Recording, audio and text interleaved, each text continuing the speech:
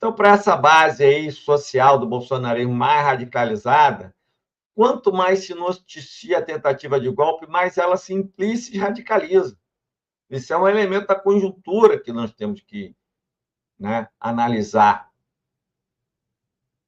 Essa base está convencida que Bolsonaro é o líder que vai fazer qualquer coisa para levar esse projeto adiante. Então, o bolsonarismo não dá prova de que vai enfraquecer ou sumir do cenário político nacional. Pelo contrário, o bolsonarismo demonstra resiliência e capacidade de se manter como força social e política relevante no cenário político nacional. A força política da extrema-direita não deve ser subestimada. E aí, as tarefas e os desafios dessa conjuntura? Como é que nós podemos aí nos posicionar com as tarefas e os desafios dessas conjunturas? São muitos e não sabemos quem terá a capacidade política de administrar melhor esse conjunto de incertezas que estão colocadas sobre a sociedade brasileira. Quem levará vantagem aí nesse cenário? As forças progressistas levarão a melhor? Terão mais astúcia, mais inteligência? Ou as forças conservadoras levarão a melhor? As forças reacionárias levarão a melhor?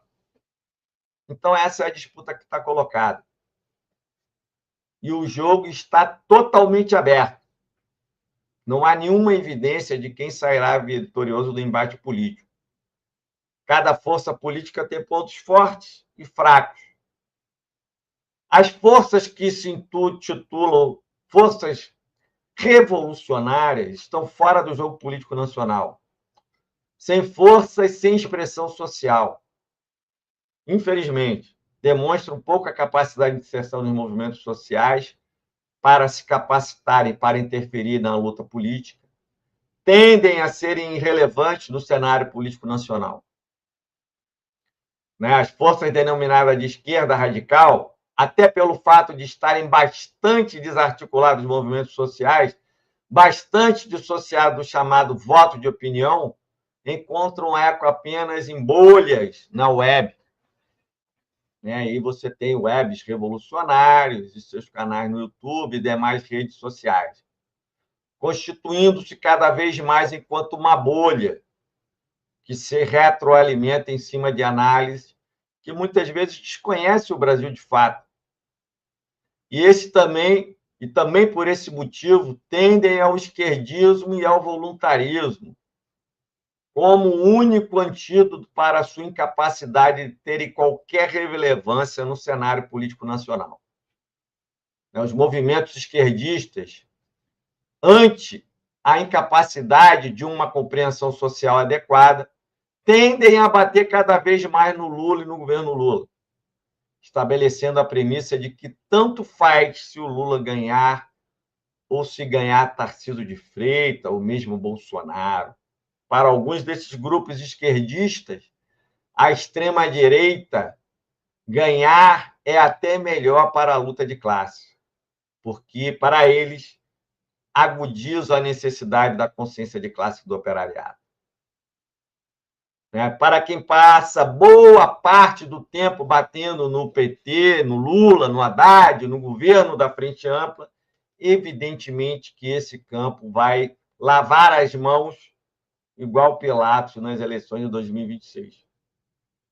Ainda que declarem apoio crítico ao Lula em 2026, ainda que votem no Lula no segundo turno, ainda que não estejam tão delirantes a ponto de votar nulo e coisa do gênero, mas o fato é que lavarão as mãos e jogarão, ao fim e ao cabo, água no moinho da candidatura de direita e da extrema-direita. Tal qual Ciro Gomes joga água na candidatura a Bolsonaro desde 2018. Desde 2018 que Ciro Gomes é o maior cabo eleitoral de Bolsonaro, individualmente considerado, né, obviamente. Assim, esses grupos esquerdistas ou serão totalmente irrelevantes ou jogarão moinho na candidatura da extrema-direita ou da direita.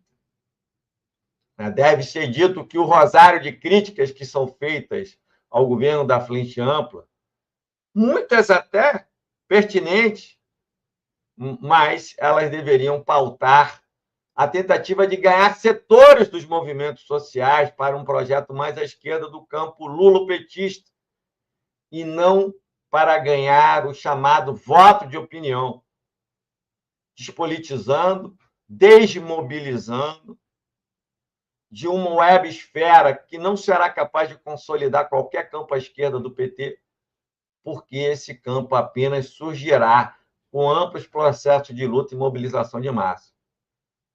Então, no final, esse rosário de críticas da websfera apenas, ao fim e ao cabo, joga água no moinho da extrema-direita, enfraquecendo o governo, mas não são capazes de construir um campo mais à esquerda do PT, que não se dará pela radicalidade das críticas que são feitas ao governo da Frente Ampla.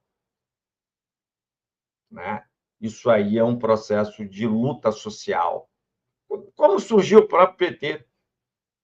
Greves no ABC, etc.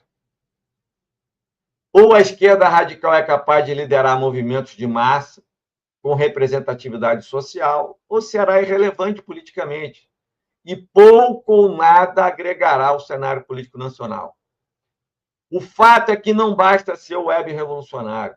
É necessário sair do laboratório e criar amplos movimentos de massa. Claro que é muito mais fácil falar do que fazer.